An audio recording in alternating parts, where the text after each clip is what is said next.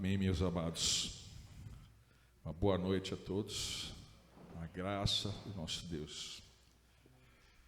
Gostaria de iniciar com o Salmo 76, que fala sobre a majestade e o poder de Deus. Conhecido é Deus em Judá, grande o seu nome em Israel. Em Salém está o seu tabernáculo e em Sião a sua morada. Ali despedaçou ele os relâmpagos do arco, o escudo, a espada e a batalha. Tu és ilustre e mais glorioso do que os montes eternos. Despojados foram os de ânimo forte, jazem a dormir o seu sono, e nenhum dos valentes pode valer-se de suas mãos. Ante a tua repreensão, ó Deus de Jacó, paralisaram carros e cavalos. Tu, sim, tu és terrível. Se te iras, quem pode subsistir à tua vista? Desde os céus fizeste ouvir o teu juízo, tremeu a terra e se aquietou. E ao levantar-se Deus para julgar e salvar todos os humildes da terra. Pois até a ira humana há de louvar-te, e do resíduo das iras te cinges. Fazei votos e pagai-os ao Senhor, vosso Deus. Tragam presentes todos os que o rodeiam, aquele que deve ser temido. Ele quebranta o orgulho dos príncipes, é tremendo aos reis da terra. Amém. Esse é o nosso Deus, amado. É Ele quem muda o tempo, é Ele quem muda as estações, remove reis, estabelece reis, dá sabedoria aos sábios e entendimento aos entendidos. Aleluia. Esse Deus de misericórdia, né, que nos ama incondicionalmente. Nada que façamos aqui, e pode levar a vida inteira tentando fazer o melhor, não equivale ao amor infinito dele, à misericórdia dele infinita, né? Não temos como impressionar esse Deus soberano, criador de todas as coisas. A única coisa que a gente pode fazer é se render a Ele, se dobrar perante Ele. Ele é magnífico. Nós estamos na presença do Rei dos Reis, do Senhor dos Senhores. Se a gente parar um pouco para pensar nisso, amado, a importância disso, como é maravilhoso, né? Nós podemos ter esse Deus sobre nós, sobre nossas casas, sobre nossos propósitos. Ele renova, às vezes a gente mesmo duvida, às vezes, da própria condição perante Deus, mas Ele não olha para isso, Ele olha para aquilo que está dentro de nós, porque Ele sabe que um outro dia virá um outro dia, e o nosso coração, às vezes, ele emerge, submerge, emerge, submerge. A nossa vida muitas vezes é cheia de altos e baixos, mas o Senhor permanece, o Senhor é constante, as suas misericórdias não têm fim. Graças a Ele por isso, amados. Por isso que a gente pode adorar, louvar e bendizer. Porque nada do que façamos ou sejamos impressiona esse Deus. Mas Ele sim, Ele nos amou primeiro. Porque Ele preparou a nossa redenção antes da fundação do mundo. Antes da fundação do mundo, Ele já havia contado os nossos dias. Maravilhoso Deus, amém? Vamos orar e agradecer. Deus, muito obrigado, Senhor. Muito obrigado por esse tempo agora que nós vamos ter de adoração a Ti, de louvor, glória e honra ao Teu nome, Senhor. Porque por mais que façamos realmente, toda a natureza geme, Senhor, pela Tua presença, Senhor. Precisa da Tua presença, do Teu fluir, Senhor. Flui sobre cada um de nós, Senhor. Flui sobre nossas vidas, nossas casas, nossos filhos. Flui, Senhor, nos nossos lábios quando a gente precisa apresentar esse Deus a outras pessoas, Senhor. Flui, Senhor, com Teu Espírito Santo, de poder, de amor, de misericórdia. É o que nós clamamos e confiamos em nome de Jesus. Amém. Amém. Vamos adorar a Deus, amados. Vamos ficar em pé. Amém.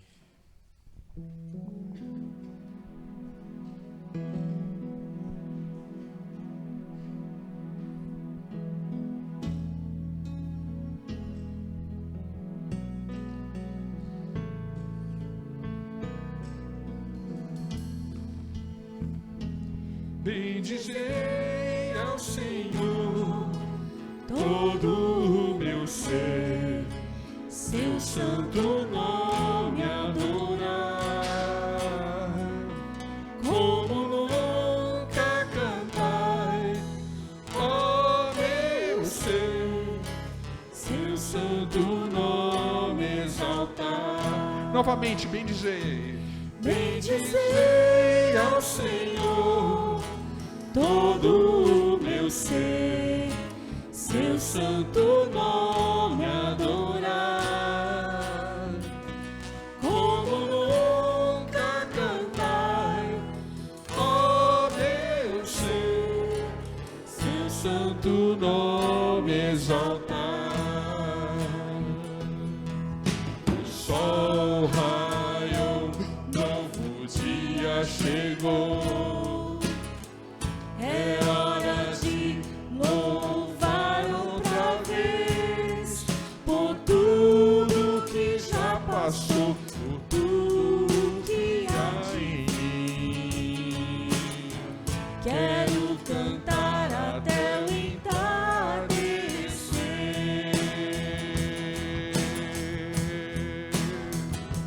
Bendizei ao Senhor todo o meu ser, seu santo nome adorar.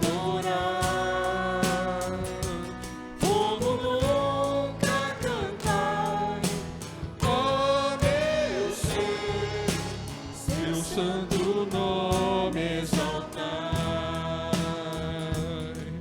És rico em amor e tardio em ira, teu nome é grande, o Senhor é bom. Por tua graça permaneço então a cantar. 10.000 razões pra te adorar. Bendizei ao Senhor todo o meu ser, seu santo nome adorar. Como nunca cantai, ó meu ser, seu santo nome exaltar.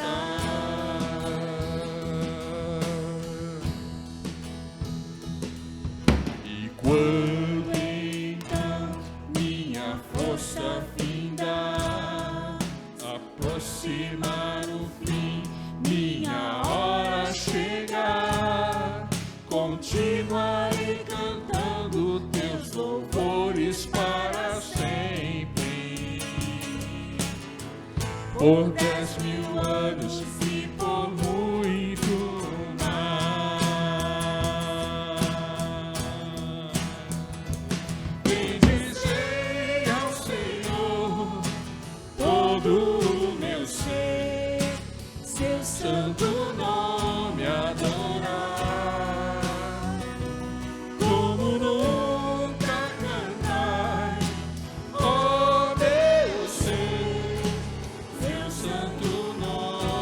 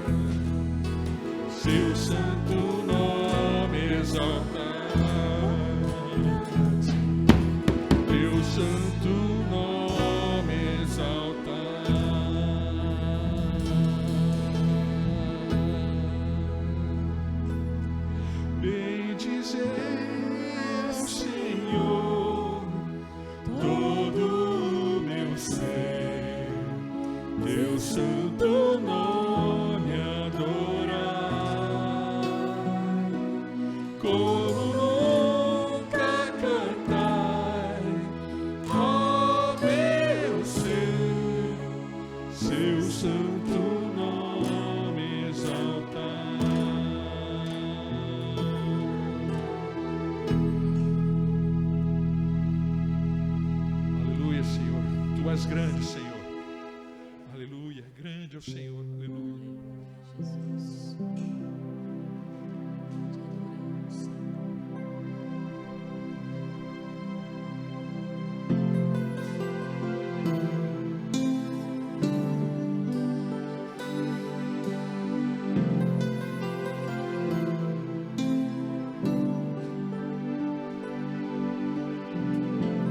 Tu és tudo que eu mais quero. O meu fôlego tu és. Em teus braços é o meu lugar. Estou aqui. Estou aqui. Pai, eu amo sua presença. Teu sorriso é vida em mim. Eu seguro em tuas mãos. Confio em ti. Confio em ti. Quero ir mais fundo. Leva-me mais perto, onde eu te encontro, no lugar secreto, aos teus pés me rendo, pois a tua glória quero ver.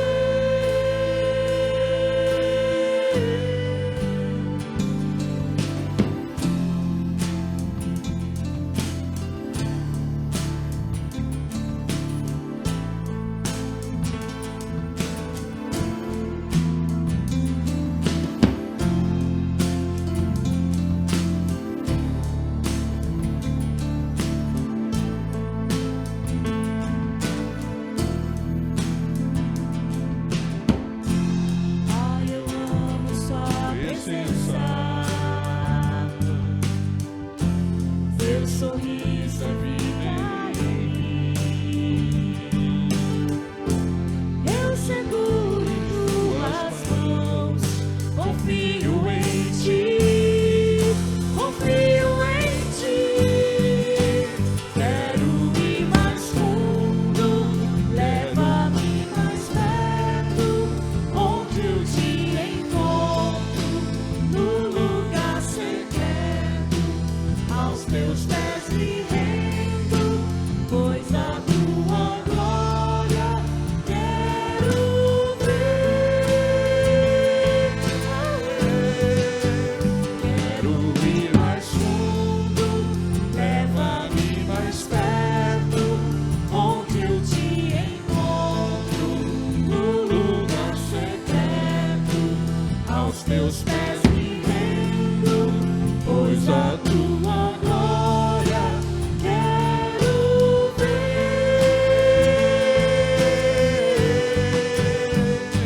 Tudo que eu mais quero é te ver.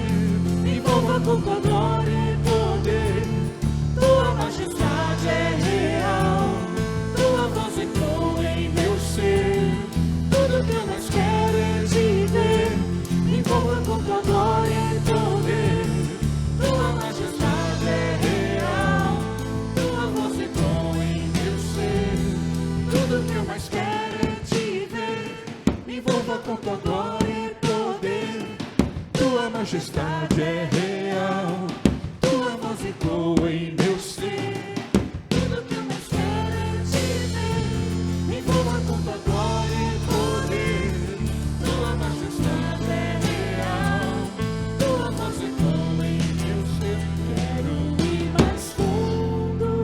Leva-me mais perto, onde eu te encontro, no lugar secreto, aos teus pés me rendo, pois a tua glória quero ver.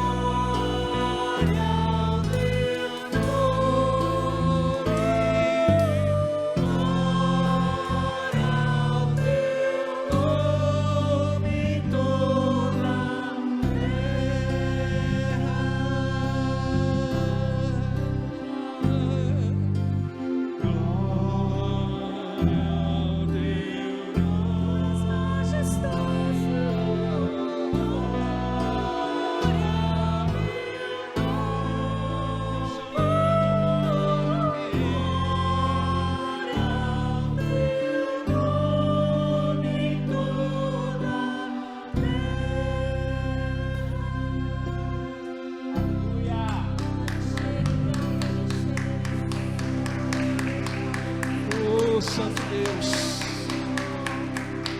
maravilhoso Deus, digno de todo louvor, toda honra, toda glória, toda adoração. Aleluia, aleluia, aleluia. Podemos nos assentar, não deixa sair esse espírito, né? Esse mesmo espírito. Vamos abençoar agora quem vai trazer a palavra agora.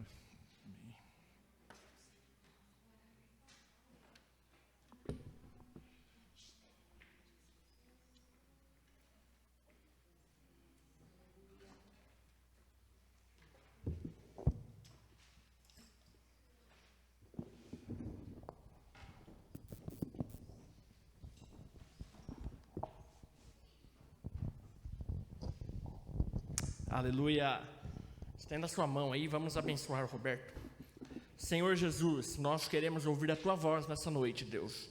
Através da Tua palavra, que é escrita e revelada, Senhor, mas através daquilo que o Senhor tem feito na vida do Roberto, Deus. Então, que o Senhor abra os nossos ouvidos, abra os nossos corações, Senhor, para receber aquilo que é de Ti, Deus. Em nome de Jesus, Pai. Amém.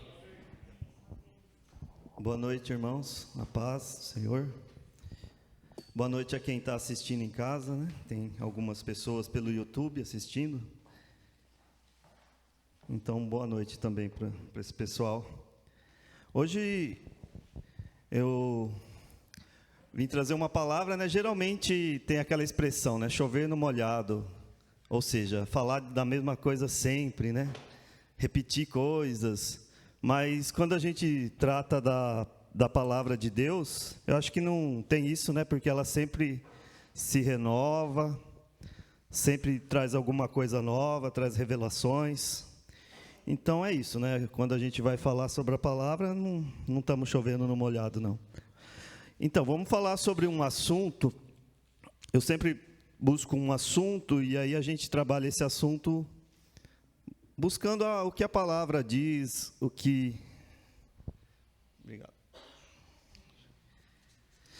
O que a gente pode aprender sobre isso, né? Então, hoje eu queria falar sobre cultura. Cultura é um termo muito na moda, né? Um termo da moda. Fala-se muito em guerra cultural, influenciadores culturais, formação cultural. E esse tema, então, está aí na mídia, está nos jornais, a gente ouve falar, né? A cultura, que é isso, né? Só que, como eu disse, né? A gente vai falar da palavra, então a gente vai trazer um pouco sobre esse tema, mas vamos falar da cultura do reino, que é onde a gente está inserido, né? Então, eu quero, primeiro, que a gente leia duas passagens para a gente tentar já começar a pensar nesse assunto.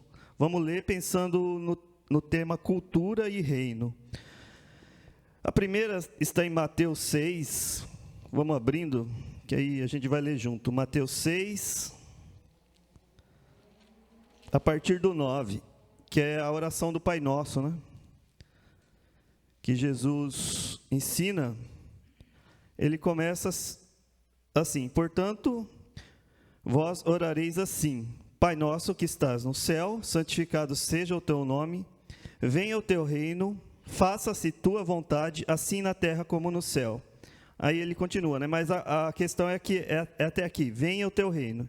Então Jesus orou para que o reino viesse. A outra passagem que eu quero compartilhar aqui está em Colossenses. Vamos avançar um pouco. Colossenses 2. Colossenses 2, o verso seria o 8. Colossenses 2:8. Diz assim: cuidado, que ninguém vos venha a enredar com sua filosofia e vãs sutilezas, conforme a tradição dos homens, conforme os rudimentos do mundo, e não segundo Cristo. Então, a gente viu aqui uma passagem falando sobre reino e uma passagem falando sobre cultura do mundo, né? Sobre uma advertência aqui que Paulo passa aos Colossenses. Para introduzir um pouco mais, eu queria ler algumas coisas de um livro aqui que eu peguei sobre cultura.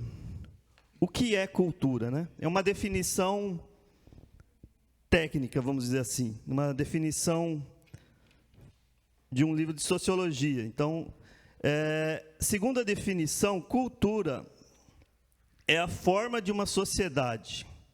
É o que une entre si os membros de um grupo social, um povo, uma nação, e o que os distingue dos membros dos outros grupos sociais. Assim, por exemplo, temos a cultura francesa, a cultura brasileira, a cultura indígena, e assim por diante. É algo que define um grupo social, que une os membros de um mesmo grupo social. E a cultura, ela tem alguns pilares. Eu vou passar rapidinho, só porque são só definições. Os pilares simbólicos, ou seja, a linguagem. Tudo que compreende a linguagem. Uma cultura, ela se expressa pelas suas artes, pela sua língua, pela sua literatura. Então, a gente identifica quando a gente vê uma obra de arte, quando a gente vê um livro, quando a gente escuta uma determinada língua, a gente sabe, aquilo pertence àquela cultura. Tem o pilar ético, que ele abrange os costumes, as leis, né? Como que aquela cultura lida, se organiza legalmente, quais são os costumes que fazem aquela cultura funcionar, né? É interessante a gente ver isso, por exemplo, o Isaac já foi no Japão, né? Não sei se você reparou lá, o lixo lá, para você jogar um papel no chão, pode? Andar na rua e jogar um papel no chão? Agora é diferente aqui no Brasil, né? Já é uma coisa, você vai falar, é cultural, é um costume, mas é uma coisa que eles desenvolveram. Então, é um hábito, é um costume. Aí tem também o pilar tecnológico, que ele lida com a forma como aquela cultura trabalha, com as ferramentas, qual é o jeito dela encarar o trabalho. Tem o pilar político, né, que como ela se organiza em instituições, né, essa funciona assim, tem um parlamento, tá? Tem um rei, é a forma política. E tem o pilar da ordem dos valores, que esse é o que é o que mais importa aqui no nosso caso. O que confere consistência a uma cultura são os valores. Então, quer dizer, os valores, aquilo que aquela cultura considera importante, é o que dá unidade àquela cultura. Então, aí os membros de um grupo social vão assimilando aquilo e vão contribuindo, aquilo vai passando de geração a geração, ele vai sendo transmitido. E esses valores, a gente está lembrando que a gente está falando de uma cultura a nível geral, a nível do mundo, né, ao nível social que a gente está falando. A cultura tem valores absolutos, que são as pessoas e as virtudes, ou seja, para aquela cultura, determinados valores, determinadas virtudes são absolutas. Aquilo não pode matar. Mas para algumas culturas aquilo não é valor. Se a gente pesquisar algumas culturas indígenas, existe, né, o assassinato assim, né, de bebês. Mas isso é uma coisa que tem que se pesquisar. Mas existem valores absolutos, que são as pessoas e as virtudes daquele grupo. E tem alguns valores que são materiais, ou seja, o dinheiro, a forma de comércio, as casas, são coisas materiais. Então, existem os valores de virtudes e os valores materiais. E o interessante é que o autor aqui lhe diz que uma cultura só é próspera quando respeita a hierarquia dos valores. E quando se cultiva os valores absolutos como absolutos, e os instrumentais como instrumentais, ou os materiais como materiais. Ou seja, quando não há uma inversão, quando os valores materiais não se tornam mais importantes que aqueles valores absolutos, né?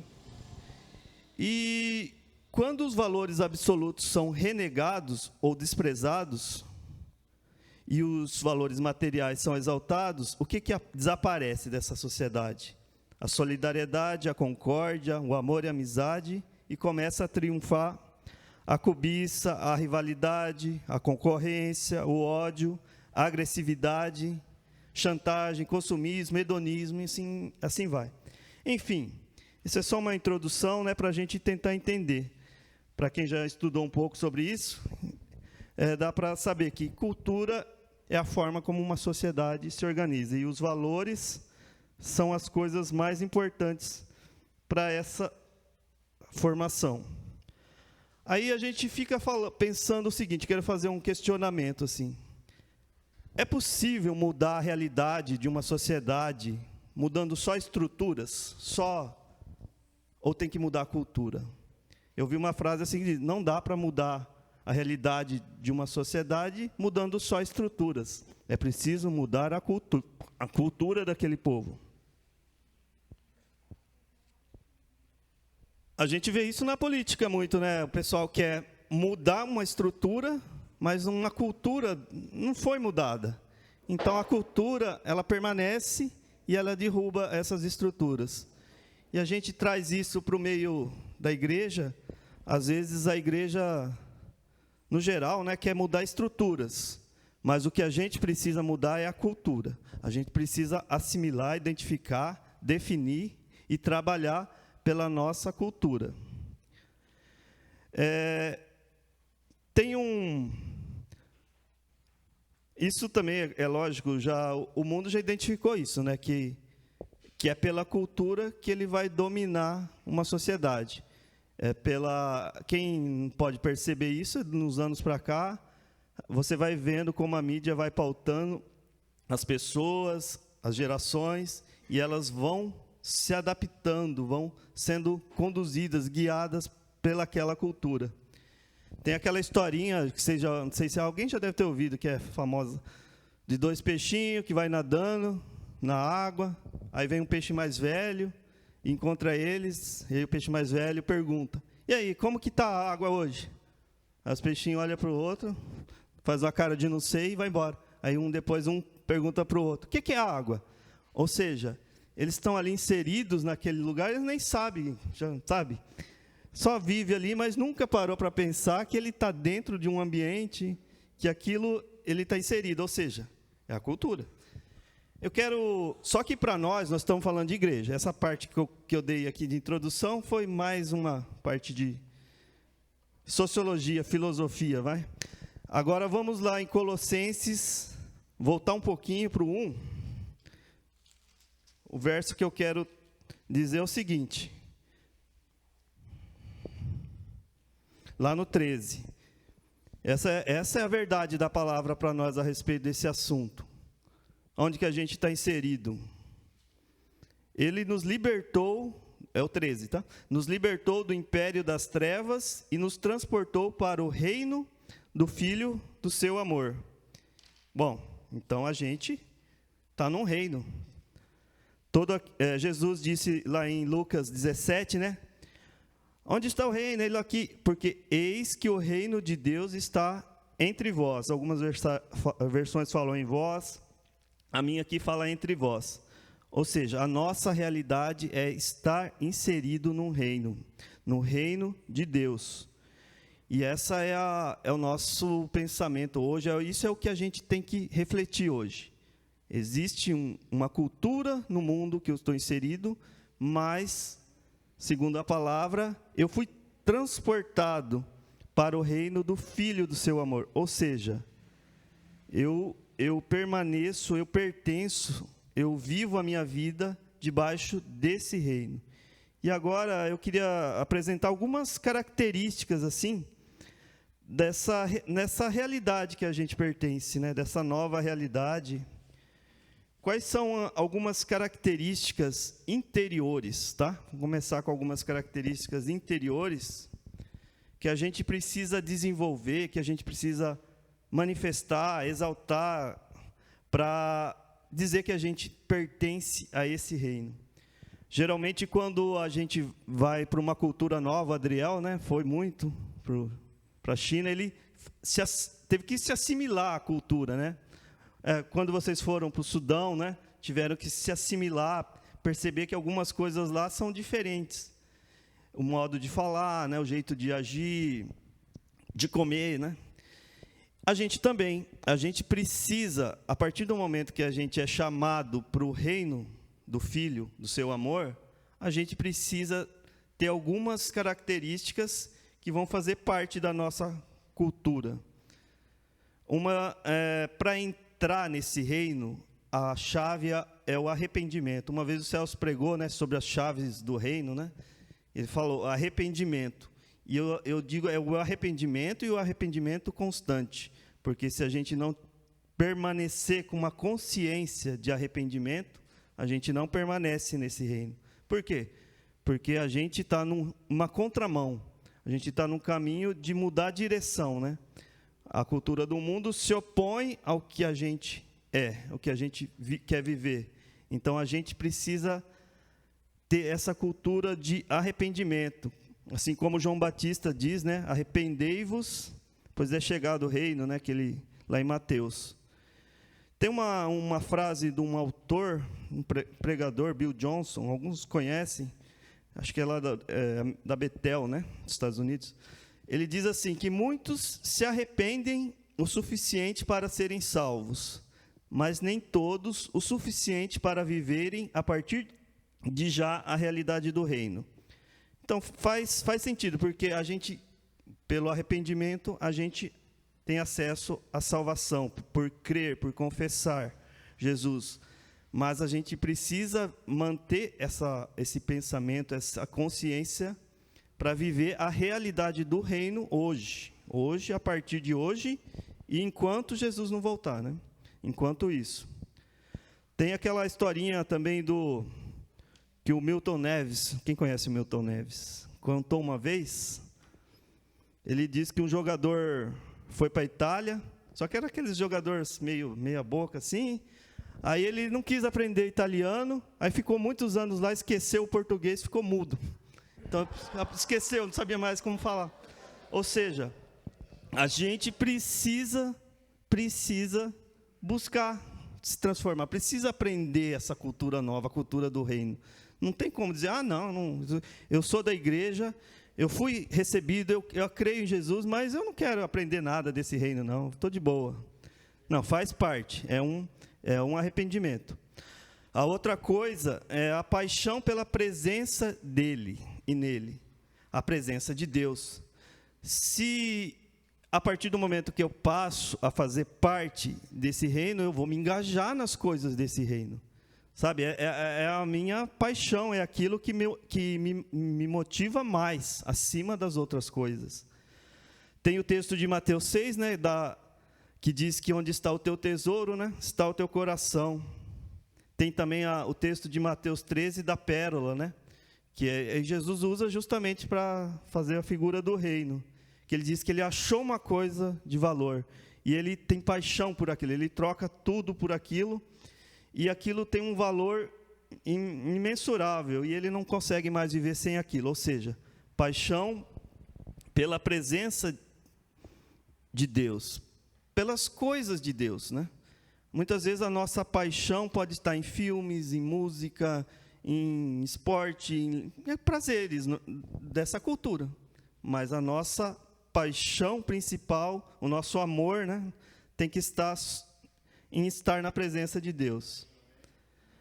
Um outro item fundamental é o derramar do Espírito Santo, porque é o Espírito Santo que vai fazer a gente permanecer e crescer no reino.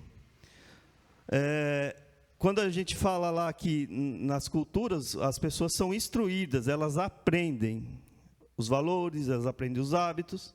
No nosso caso, é o Espírito Santo, é o andar no Espírito Santo que vai guiar, que vai nos instruir diariamente a respeito da realidade desse reino. Porque em Romanos diz, por exemplo, que todos que são guiados pelo Espírito são os filhos de Deus. E é o Espírito Santo, pela palavra revelada, que nos ensina. A gente quer aprender algo sobre a cultura japonesa, vamos lá, vai lá ler alguma coisa, ler a história, procura aprender a língua, os hábitos.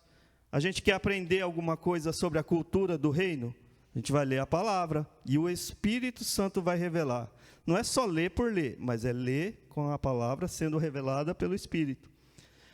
Porque o próprio Jesus, né, lá em João 14, vamos lá abrir esse texto é um pouco mais longo, João 14, 26... João 14, 26,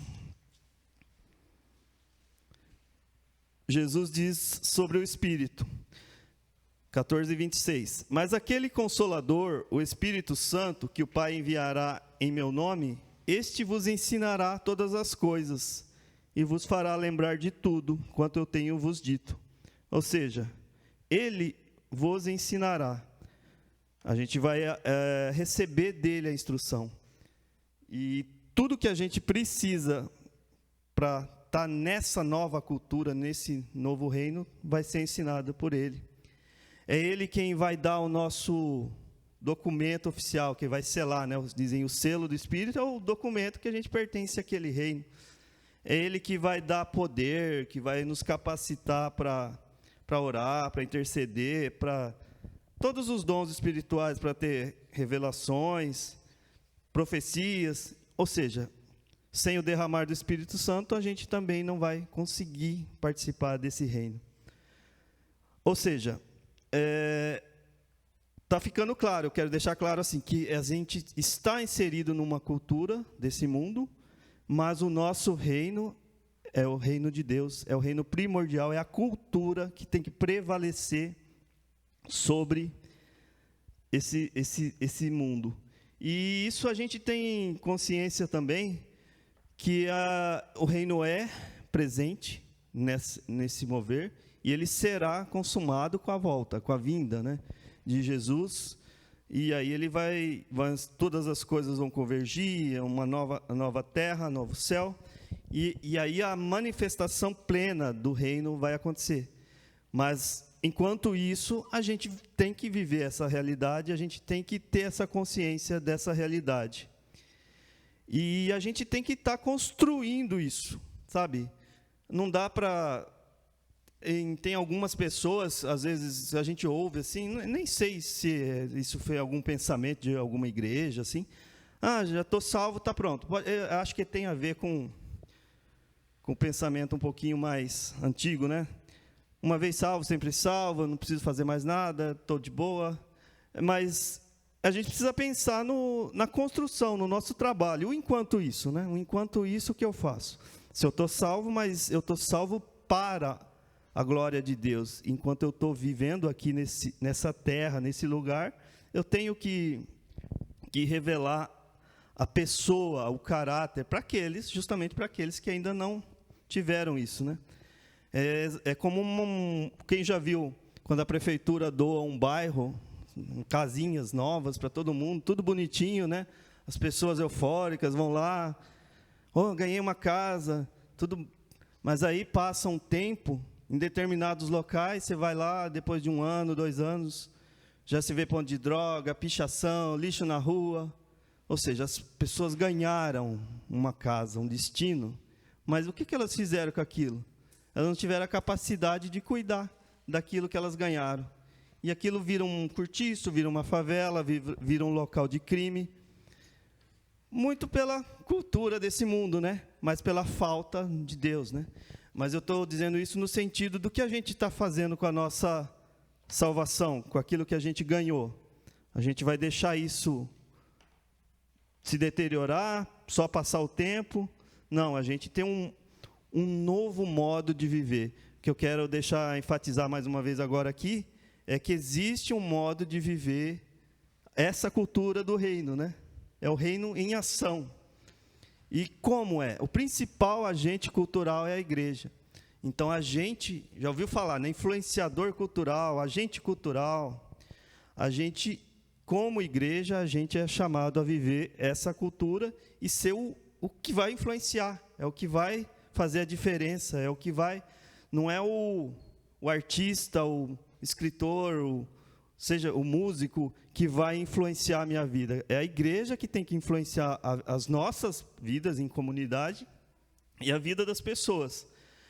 Um exemplo interessante que eu pensei nesses dias foi Paulo, né? Porque vendo as aulinhas das crianças, não sei se vocês perceberam, que Paulo foi uma pessoa que bateu de frente com culturas difíceis lá na Grécia, chegou lá na Éfeso, tinha muita idolatria, Corinto, e ele foi batendo porque ele teve que ir contra a cultura, ele veio trazer lá a cultura da idolatria, dos deuses, dos templos, dos romanos, mas ele agiu, ele tinha firmeza, ele sabia quem ele era, e ele foi um agente cultural, na realidade ele foi proclamar o evangelho, mas foi transformar uma realidade daquele lugar, daquele povo. Outro chamado para nós é para que a gente proclame, que a gente possa dar testemunho dessa nova natureza. Quero abrir mais um texto em 1 Pedro, para 1 Pedro 2, que diz quem nós somos, né? Bom, nós somos agentes culturais para quê? Nós somos influenciadores nesse mundo. Para quê? 1 Pedro 2,9. Vós sois raça eleita, sacerdócio real, nação santa, povo de propriedade exclusiva de Deus, a fim de proclamardes as virtudes daquele que vos chamou das trevas para a sua maravilhosa luz. Aí a gente tem um chamado, a gente é um povo, Está escrito aqui na palavra, nós somos uma geração eleita, uma nação santa, para a gente anunciar as virtudes. Então, a gente tem um testemunho. O Salmo 1, né, também, todo mundo conhece, mas vou buscar lá. O que ele diz a respeito de como um cidadão do reino deve viver, como um cidadão do reino deve se comportar, qual que é o testemunho, qual que é o estilo de vida. Bem-aventurado o homem que não anda no conselho dos ímpios, não se detém no caminho dos pecadores, nem se assenta na roda dos escarnecedores. Antes o seu prazer está na lei do Senhor, e na sua lei medita de dia e de noite. Ele é como a árvore plantada junto à corrente de águas, que no devido tempo dá o seu fruto, e cuja folhagem não murcha, e tudo quanto ele faz será bem sucedido. Até aqui. Então, esse é o estilo de vida do reino. Meditar na lei, evitar se assentar na roda dos escarnecedores, que são aqueles que vivem a cultura do mundo, né? Buscar o prazer na lei do Senhor e não nos hábitos, nos prazeres do mundo. E aí isso vai fortalecer, vai ser como uma planta junto a uma corrente de água. Aquela planta não vai morrer, porque ela está junto a uma corrente que vai alimentar, que vai manter ela sempre saudável. E ela vai dar o seu fruto no devido tempo. Outro chamado que eu acho que a igreja precisa assumir é um grandioso chamado para esse tempo. Sempre foi, né? Na realidade, a gente diz para esse tempo porque é o tempo que a gente está vivendo, mas é o chamado da igreja, que está lá em 2 Coríntios 5. Vamos avançar agora para 2 Coríntios. 2 Coríntios 5. Vamos ler a partir do 18. Qual é o grande chamado para esse mundo? 5,18, 2 Coríntios. Ora, tudo provém de Deus, que nos reconciliou consigo mesmo, por meio de Cristo, e nos deu o ministério da reconciliação, a saber que Deus estava em Cristo, reconciliando consigo o mundo, não imputando aos homens as suas transgressões, e nos confiou a palavra de reconciliação. Essa é a nossa missão, reconciliação. Exercer o ministério da reconciliação. E reconciliação não é promover a paz, ele está falando entre duas pessoas, ele está falando da reconciliação eterna com Deus. Os nossos pecados perdoados pelo sangue, pelo sacrifício de Jesus, isso tem que ser pregado. Esse é o ministério da reconciliação. Isso vai reconciliar essa sociedade perdida com Deus. E aí vai acontecer a verdadeira paz. Outra coisa fundamental para o nosso chamado nesse novo patamar, nesse lugar do reino, é combater com as armas espirituais. O texto é aquele, nem precisa abrir, mas é conhecido, né? O texto de Efésios 6, que diz que a gente tem que vestir a armadura, né, de Deus.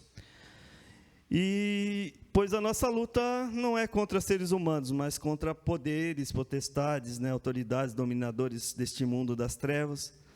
Às vezes, nesse mundo, a gente quer combater o sistema, a gente quer fazer uma militância ideológica, a gente quer transformar a cultura pelos nossos argumentos, muitas vezes, ou às vezes até por vias de fato, pelas vias bélicas, né, vamos dizer assim.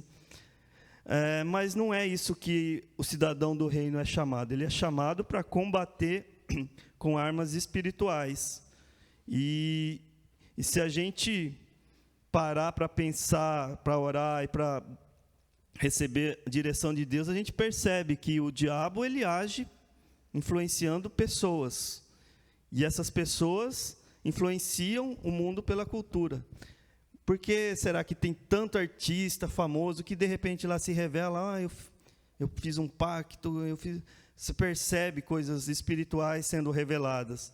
Ou seja, o sistema desse mundo não é só o mundo, não é só as pessoas. Tem um sistema espiritual dominando isso. E a gente não vai combater esse sistema na força do nosso braço, na força da nossa ideologia política, da nossa filosofia. Eu quero dizer isso, e isso é importante. A gente tem que buscar a armadura, que é aqui o texto de Efésios depois vai descrevendo, né, como ela é composta, e a gente tem que se revestir. A gente, de fato, está nesse mundo, mas nós somos cidadãos do reino. O próprio Jesus, né, disse que a gente ia ter aflição, ele pediu para não tirar do mundo, mas para sermos guardados do mal. A gente não vai, como posso dizer, a gente não vai conseguir sobreviver numa caverna, ou num monastério, ou... Não, a gente tem que estar presente na sociedade, mas consciente de qual reino nós pertencemos. E aí isso envolve uma coisa que o Celcinho falou há uns 3 semanas atrás, sobre decisão. A gente tem uma decisão. Daniel decidiu não se contaminar pela cultura da Babilônia. E ele conseguiu, ele permaneceu, ele foi influente naquela cultura. Aí tem outros exemplos. Neemias, por exemplo, ele influenciou, por meio da posição que ele estava lá, ele influenciou o rei para que pudesse ser reconstruída a cidade. Esther, a rainha Esther, também influenciou e o seu povo não foi destruído. José, do Egito, ele conseguiu, por meio da influência dele, de como ele se comportava, evitar que o povo dele morresse de fome. É lógico. Depois disso, a história caminhou e muitas outras... O povo não se perdeu de novo. Mas a gente percebe nesses personagens pessoas que escolheram em primeiro lugar o Senhor, o reino, eles exerceram influência no lugar que eles estavam, e isso gerou um benefício físico ali, local, material, para aquele povo. Ou seja, também é isso. É eterno, é a nossa vida eterna, mas também é isso. Porque a gente tem filhos, a gente tem netos, a gente não quer viver num lugar onde a gente não possa exercer a nossa condição de viver uma vida boa. Eu sei que no mundo nós vamos ter aflições, o fim está próximo, mas a gente precisa ter essa consciência. Não dá para ficar parado, prostrado, esperando a morte chegar. Quem citou música semana passada, né? Esperando a morte chegar, com a boca escancarada, cheia de dentes. Não, eu lembro, mas eu não gostava muito, mas beleza. Quem é mais anos 70, né, lembra disso, acho. Eu nasci nos anos 70, mas eu já sei dessa música. Raul Seixas, né? Pronto. E outra coisa importante, que é já indo para finalmente aqui, são as novas gerações, né?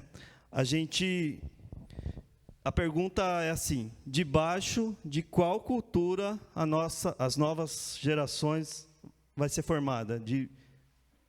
Porque se a gente perceber, tem uma pedagogia, né? Pedagogia é o jeito que é ensinado. Tem uma pedagogia desse mundo formando os nossos filhos aí fora. E essa pedagogia, ela quer banir Deus.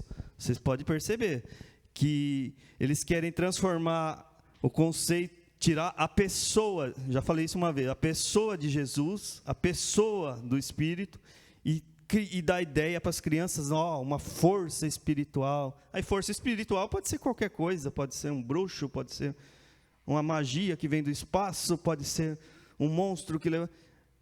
É uma cultura perigosa. E ela tem uma pedagogia de banir a pessoa de Deus, o sagrado, o eterno, a pessoa de Jesus Cristo. Quem é Jesus? O que é a igreja, Vitória? O que é a igreja? Você sabe? O que é a igreja? O Davi sabe. A igreja são as pessoas, isso. Então, essa cultura, senão as crianças vão crescer. O que é igreja? Aquele lugar que fica lá na Rua Candelária. O que é igreja? Sei, é um lugar que a minha avó vai lá uma vez por... As crianças, a nova geração, precisam crescer com a cultura do reino, sabe? E se não, voltando lá para Colossenses 2,8, que foi o texto que a gente leu logo no começo, ele fala que, Colossenses 2,8, vou voltar lá, ele diz: tenham cuidado para que ninguém vos faça presa sua, ou escravo seu, por meio de filosofias e vãs sutilezas, segundo a tradição dos homens, segundo os rudimentos do mundo, e não segundo Cristo. Paulo lá já estava falando, eles vão tentar escravizar vocês pelas filosofias, pela cultura, pela pedagogia que é ensinada, e aí as nossas crianças estão nessa.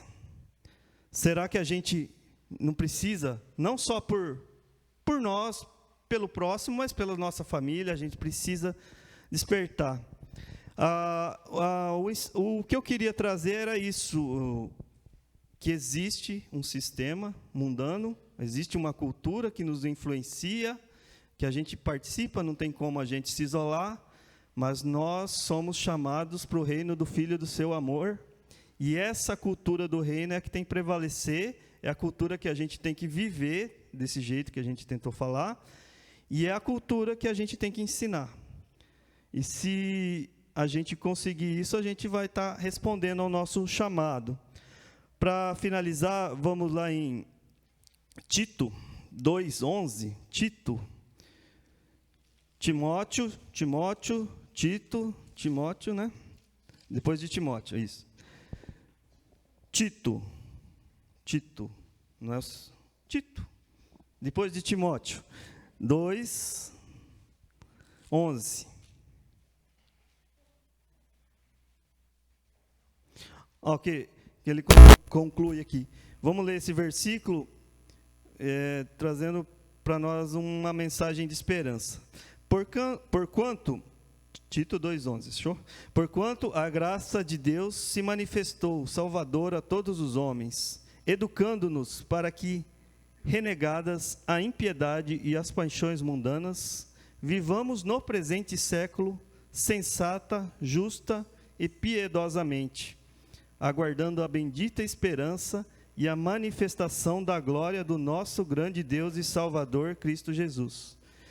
Essa é a nossa esperança, a esperança da vida eterna, e nós vamos viver nesse século, dessa forma, nesse reino, desse jeito, porque nós, como eu já disse, precisamos do Espírito, nós recebemos dele a capacidade, nós recebemos dele os dons necessários para isso. Amém?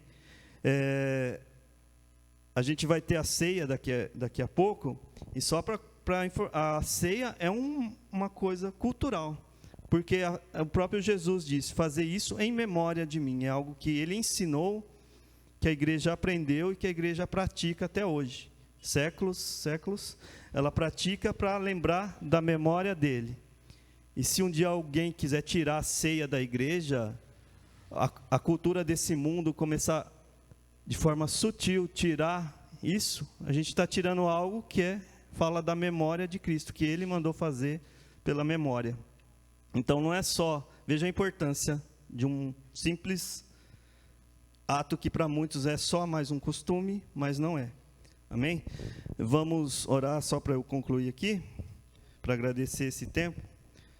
Senhor, muito obrigado pela oportunidade, Senhor, de estarmos aqui reunidos como igreja, Senhor, aprendendo a respeito do seu reino, Senhor, do seu reino eterno, Senhor, que é o reino que nós, Senhor, fomos chamados, Senhor, pela sua misericórdia, pela sua bondade, Senhor, e é o reino que nós queremos viver e proclamar, Senhor.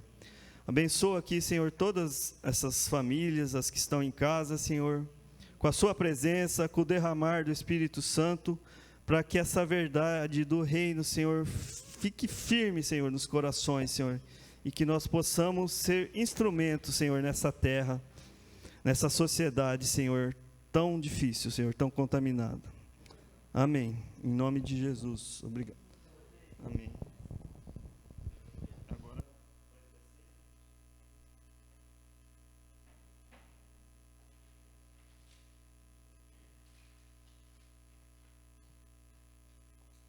Muito boa a palavra. Amém?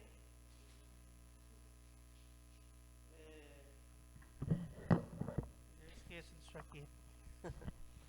Amém. A ceia.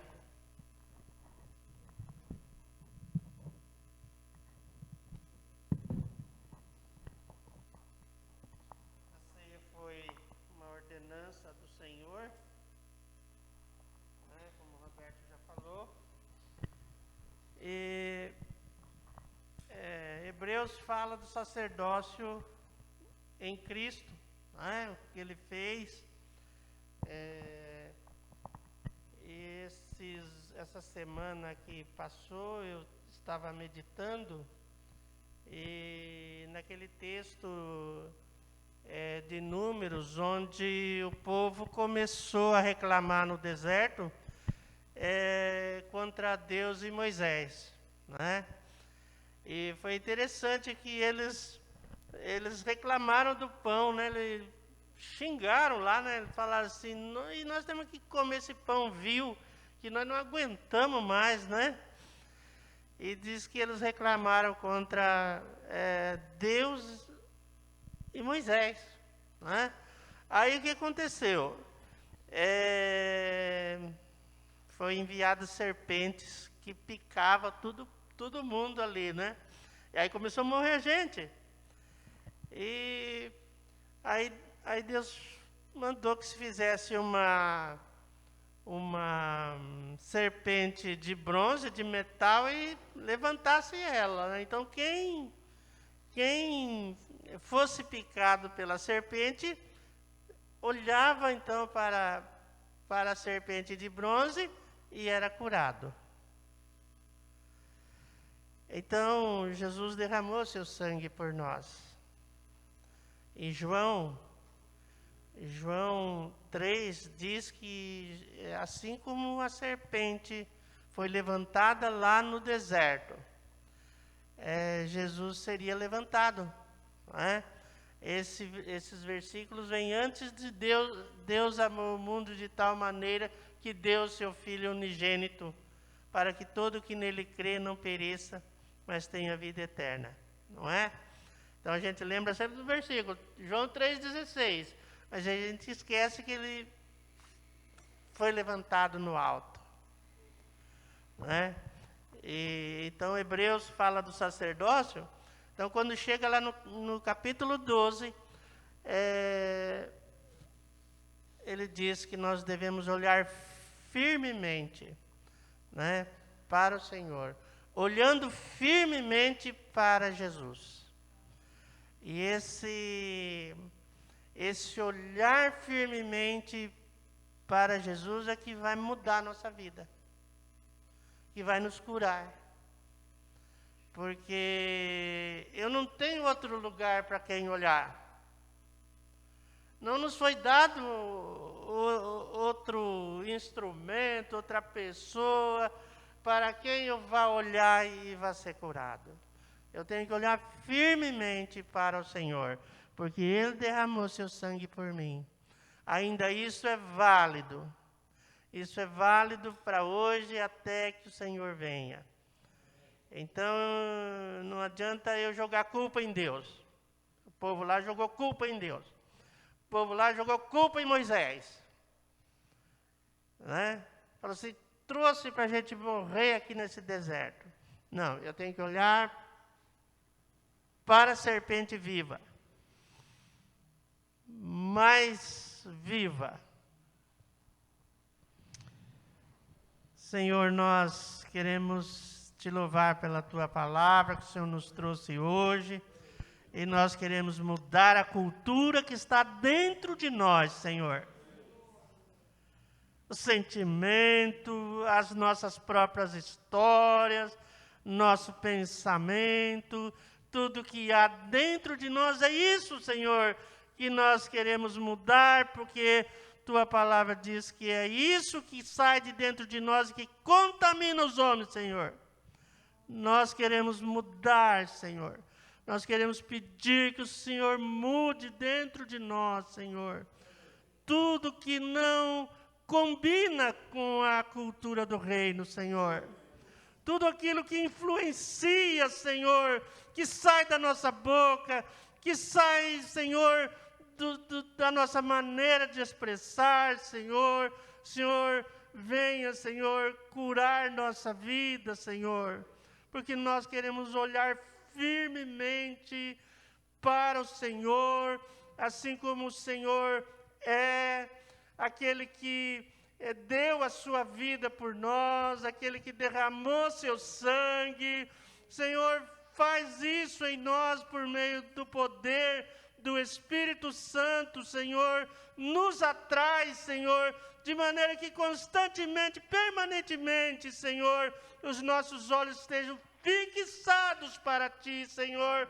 Oh Deus, olhando para o Senhor, nós queremos andar e confiar, Senhor, que o Senhor já fez esta obra magnífica, que nós não temos entendimento, compreensão do que é isso, Senhor, este amor de tal maneira, Senhor. Por isso, Senhor, nós Te damos graça, Senhor, porque o Senhor fez isso e nos chama, Senhor, para essa aliança no Teu sangue, Senhor, que é poderosa, Senhor, para mudar nossas vidas, Senhor. Perdoa os nossos pecados, Senhor. Perdoa, muda-nos, Senhor. Muda-nos, Senhor. Em nome de Jesus nós Te pedimos nesta noite, mais uma vez, Senhor. Muda nossas vidas, porque Tu és ó Deus, o pão vivo que desceu do céu. Nós Te agradecemos por esse tempo que o Senhor nos dá, esse privilégio, Senhor, um privilégio de participarmos da ceia, Senhor. Em nome de Jesus, Senhor. Nós oramos aqui por este pão, Senhor, pedimos, Senhor, abençoe por este vinho, Senhor. O Senhor abençoe. E o Senhor é esperado no nosso coração, Senhor. Enquanto vivos, enquanto estamos aqui, nós aguardamos o Senhor, aguardamos a Tua vinda, Senhor, para a glória do Teu nome, Senhor. Em nome de Jesus. Amém. Amém. Alguém? Pedir para o Celso aqui. Que vier primeiro. Amém.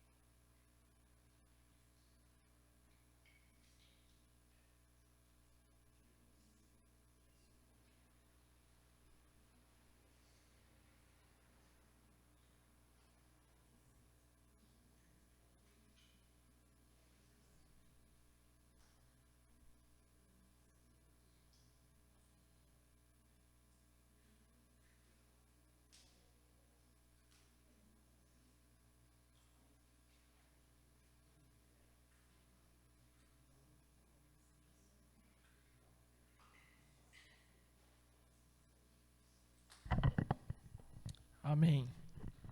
Então, tem algum aviso? Algum irmão que quer lembrar alguma informação aqui? Não, né? Então, boa semana para todos nós. Que o Senhor abençoe cada uma das nossas casas. Amém?